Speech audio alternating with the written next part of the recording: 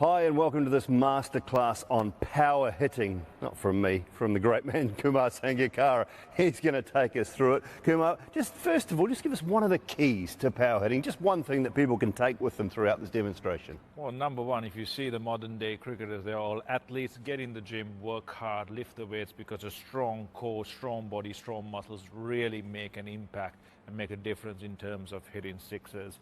The other thing is a lot of cricketers nowadays practice their hitting from a very neutral position. They're nice and open, nice and balanced, so that they can access the offside, they can access the ball that's full, they can access the short ball even from here and go squarer, and if it gets bigger on them, they can actually swivel from there and guide it behind square.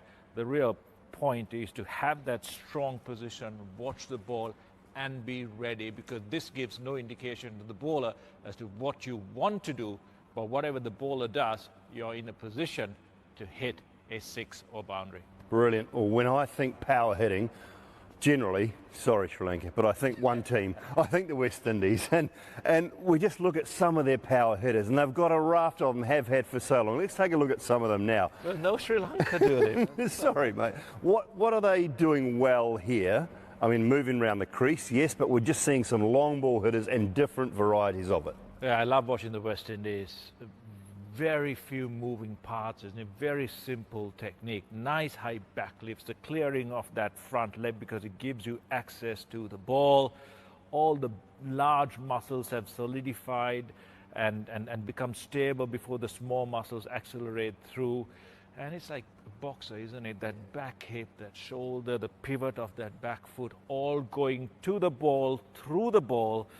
And once you've accelerated your fast hands through, your weights on the front foot, and it keeps going through the ball all the way until your follow-through finishes, and the ball's gone at least 30, 40 yards past the boundary. One thing they don't do, Dooley, is they don't come off the shot, get their head way too far back. You know, and then heads going into the ball, and the hands are shorter, and the follow-through is not as extensive. But like I said, they're also big, aren't they? I mean, they get to the gym, don't they? Go to the gym. So even if you do this and come off the ball, chances are it'll still go for six. State of the bats nowadays, it still goes for six anyway. Carlos Brathwaite. Remember the name. History for the West Indies. All right, well, what about Carlos Brathwaite? To me, I mean, we go back to 2016 to that World Cup, Ben Stokes. What was he doing so well? Let's take a look at why Carlos Brathwaite, in that over and since time, has been so successful. Again, it's just that positioning. Very still head, very few in terms of movements. Look at the height of that back lift. Nice, wide, powerful base, because that allows for your weight to transfer, your hands to come through, and look at that arc at the bat. The momentum built up from that height, accelerated through the ball. The head never moves. He never shortens his follow through in terms of coming off with the weight from the point of impact. And the rest was T20 history.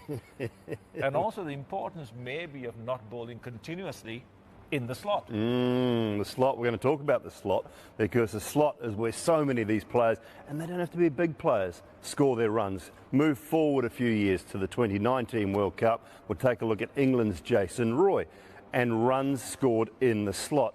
Now, bowlers try and avoid the slot, but when the ball is delivered there, the batsman has so many options as well. He has options to go offside, he has options to maybe go leg side, options to go down the ground straight as well. 30% of Jason Roy's boundary percentage in that World Cup was balls in the slot. Yeah, the red zone, isn't it? Every bowling meeting in one day or T20 cricket, don't bowl there, don't bowl there. Why? Because the more you bowl there, this is what happens. The fuller the ball is, sometimes you have an abbreviated follow-through going past the points of interception, but it just makes it so easy. Why? Because the ball stays at a constant height. The most comfortable height for batsmen to hit sixers at is that height where it pitches in the slot rises up nice, maybe mid-shin height, just maybe knee height, and from there it's a free swing wherever you want to hit it. So I think batsmen try and put pressure on the bowlers to make them bowl there, and bowlers have come up with so many varieties and tricks to make sure that they make life as difficult as possible for the batsman. That's why practice is important. Make sure you cover your bases, practice at high intensity, and think of hitting sixers from wherever the ball pitches. Stay in that neutral position, stay in that powerful position. And that's the one thing I like about what you said right at the start, that neutral, powerful position. We both love the game of golf, and I think it's very similar. Get that strong base. Yes, you can open that front leg. Whether it be bat or golf club, I think it's very, very similar. Strong base, powerful through, down the ground. If you practice that, you practice it well, you'll hit plenty of long balls.